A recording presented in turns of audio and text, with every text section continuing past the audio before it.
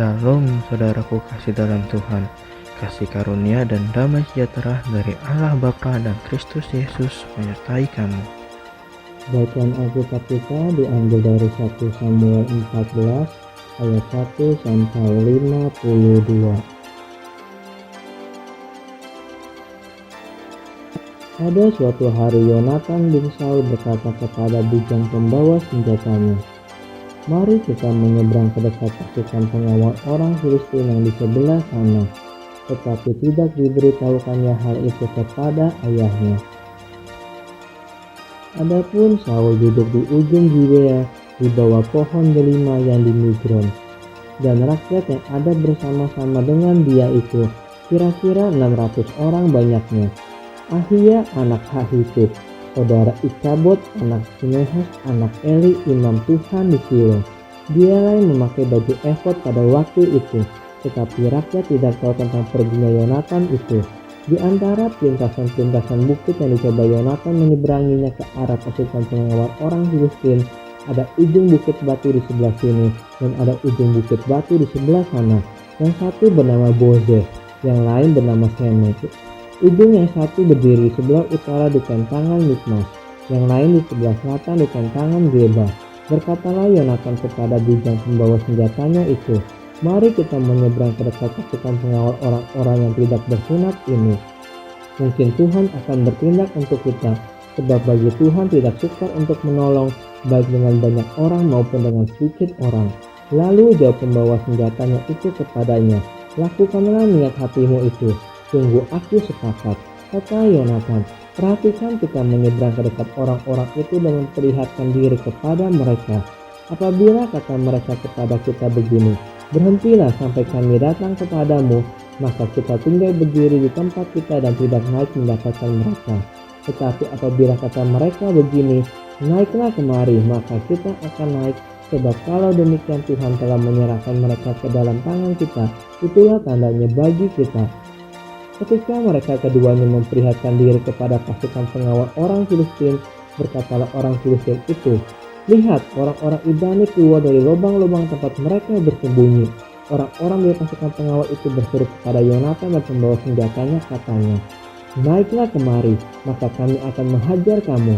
Lalu kata Yonatan kepada pembawa senjatanya, "Naiklah mengikuti aku, sebab Tuhan telah menyerahkan mereka ke dalam tangan orang Israel." Maka naiklah Yonatan merangkak ke atas dengan diikuti oleh pembawa senjatanya. Orang-orang itu tewas terparang oleh Yonatan, sedang pembawa senjatanya membunuh mereka dari belakangnya. Kekalahan yang pertama ini yang ditimbulkan Yonatan dan pembawa senjatanya itu, besarnya kira-kira 20 orang dalam jarak kira-kira setengah alur dari pembajakan ladang. Lalu timbullah kegentaran di perkemahan, di padang dan di antara seluruh rakyat. Juga pasukan pengawal dan penjara-penjara itu gentar, dan bumi gemetar, sehingga menjadi kegentaran yang dari Allah. Ketika peninjau-peninjau Saul di Gibea Benyamin melihat hal itu, dan sesungguhnya orang ramai seperti ombak berjalan ke sana kemari. Berkatalah Saul kepada tentara yang bersama-sama dengan dia itu, "Periksalah barisan dan lihatlah siapa yang pergi daripada kita." Mereka memeriksa barisan dan ternyata Yonatan dan pembawa senjatanya tidak ada. Lalu kata Saul kepada Ahia, "Bawalah baju efod kemari," karena pada waktu itu dialah yang memakai baju efod di antara orang Israel. Tetapi sedang Saul berbicara kepada imam itu, maka kian lama kian bertambah keributan di perkemahan orang Filistin, sehingga Saul berkata pula kepada imam itu, "Biarlah." Kemudian berkumpullah Saul dan seluruh rakyat yang bersama-sama dengan dia itu, dan ketika mereka sampai ke tempat pertempuran, tampaklah setiap orang menikam temannya dengan pedang, suatu huru-hara yang sangat besar. Lagi pula orang-orang Ibrani yang telah lama tinggal pada orang Filistin dan yang telah ikut maju dalam tentara mereka juga berbalik untuk bergabung dengan orang-orang Israel yang ada bersama-sama dengan Saul dan Yonatan. Bahkan ketika semua orang Israel yang telah bersembunyi di pegunungan Efraim mendengar bahwa orang Filistin telah lari, orang-orang itu pun bergabung dengan mereka dalam pertempuran. Demikianlah Tuhan menyelamatkan orang Israel pada hari itu. Pertempuran itu meluas sampai lewat Bet Awen. Yonatan dibebaskan dari kutuk. Ketika orang-orang Israel terdesak pada hari itu, Saul menyuruh rakyatnya mengucapkan kutuk, katanya, Terkutuklah orang yang memakan sesuatu sebelum matahari terbenam dan sebelum aku membalas dendam terhadap musuhku. Sebab itu tidak ada seorang pun dari rakyat yang memakan sesuatu. Dan seluruh orang itu sampailah ke suatu hutan, dan di sana ada madu di tanah. Ketika rakyat sampai ke hutan itu, tampaklah ada di sana madu meleleh. Tetapi tidak ada seorang pun yang mencedoknya ke mulutnya dengan tangan, sebab rakyat takut kepada sumpah itu. Tetapi Yonatan tidak mendengar bahwa ayahnya telah menyuruh rakyat bersumpah. Ia mengulurkan tongkat yang ada di tangannya dan mencelupkan ujungnya ke dalam sarang madu. Kemudian ia mencedoknya ke mulutnya dengan tangan, lalu matanya menjadi terang lagi. Dan seorang dari rakyat berbicara katanya, "Ayahmu telah menyuruh rakyat bersumpah dengan bersungguh-sungguh," katanya. "Terkutuklah orang yang memakan sesuatu pada hari ini, sebab itu rakyat letih lesu." Lalu kata Yonatan, "Ayahku mencelakakan negeri. Coba lihat bagaimana terangnya mataku setelah aku merasai sedikit dari madu ini." Apabila jika sekiranya rakyat pada hari ini boleh makan dengan bebas dari jarahan musuhnya yang telah didapatnya, tetapi sekarang tidaklah besar kekalahan di antara orang Filistin, dan pada hari itu mereka memukul kala orang Filistin dari Mikmas sampai ke Ayalon. Rakyat sudah sangat letih lesu, sebab itu rakyat menyambar jarahan, mereka mengambil kambing domba, lembu, dan anak lembu, menyembelihnya begitu saja di atas tanah, dan memakannya dengan darahnya. Lalu diberitahukanlah kepada Saul demikian, "Lihat, rakyat itu berdosa terhadap Tuhan dengan memakannya dengan darahnya."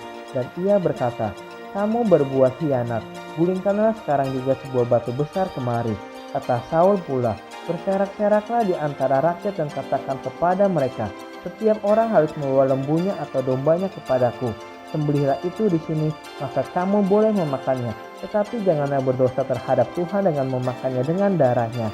Lalu setiap orang dari seluruh rakyat membawa serta pada malam itu lembunya, dan mereka menyembelihnya di sana. Saul mendirikan mezbah bagi Tuhan. Inilah mezbah yang mula-mula sekali didirikannya bagi Tuhan. Lagi kata Saul, "Marilah kita pada malam ini mengejar orang Filistin dan menjarahi mereka sampai fajar menyingsing, dan janganlah kita biarkan hidup seorang pun dari mereka." Jawab mereka itu, "Perbuatlah apa yang kau pandang baik." Tetapi imam berkata, "Marilah kita dahulu tampil menghadap Allah di sini." Saul bertanya kepada Allah, "Bolehkah aku mengejar orang Filistin itu? Akan kau serahkankah mereka ke dalam tangan orang Israel?" Tetapi pada hari itu ia tidak menjawab Saul. Lalu kata Saul, "Datanglah kemari, kamu segala pemuka rakyat. Berusahalah mengetahui apa sebab dosa ini terjadi pada hari ini. Sebab demi Tuhan yang hidup, yang menyelamatkan orang Israel, sekalipun itu disebabkan oleh Yonatan anakku, maka ia pasti akan mati." Tetapi seorang pun dari seluruh rakyat tidak ada yang menjawabnya. Kemudian berkatalah ia kepada seluruh orang Israel, "Kamu berdiri di sebelah yang satu, dan aku serta anakku Yonatan akan berdiri di sebelah yang lain." Lalu jawab rakyat kepada Saul, "Perbuatlah apa yang kau pandang baik." Lalu berkatalah Saul, "Ya Tuhan Allah Israel, mengapa engkau tidak menjawab hambamu pada hari ini? Jika kesalahan itu ada padaku atau pada anakku Yonatan, ya Tuhan Allah Israel, tunjukkanlah kiranya Urim. Tetapi jika kesalahan itu ada pada umatmu Israel, tunjukkanlah Tumim." Lalu didapati Yonatan dan Saul, tetapi rakyat itu teruput. Kata Saul, "Buanglah undi antara aku dan anakku Yonatan." Lalu didapati Yonatan. Kata Saul kepada Yonatan, "Beritahukanlah kepadaku apa yang telah kau perbuat." Lalu Yonatan memberitahukan kepadanya, katanya, "Memang aku telah merasai sedikit madu dengan ujung tongkat yang ada di tanganku. Aku bersedia untuk mati." Kata Saul, "Beginilah kiranya Allah menghukum aku, bahkan lebih lagi daripada itu. Sesungguhnya Yonatan engkau harus mati." Tetapi rakyat berkata kepada Saul, "Masakan Yonatan harus mati? Dia telah mendapat kemenangan yang besar ini di Israel. Jauhlah yang demikian. Demi Tuhan yang hidup, sehelai rambut pun dari kepalanya takkan jatuh ke bumi. Sebab dengan pertolongan Allah juga dilakukannya hal itu pada hari ini." Demikianlah rakyat membebaskan Yonatan sehingga ia tidak harus mati. Maka pulanglah Saul setelah mengejar orang Filistin, dan orang Filistin itu pun kembali ke tempat kediamannya. Catatan tentang musuh-musuh dan keluarga Saul.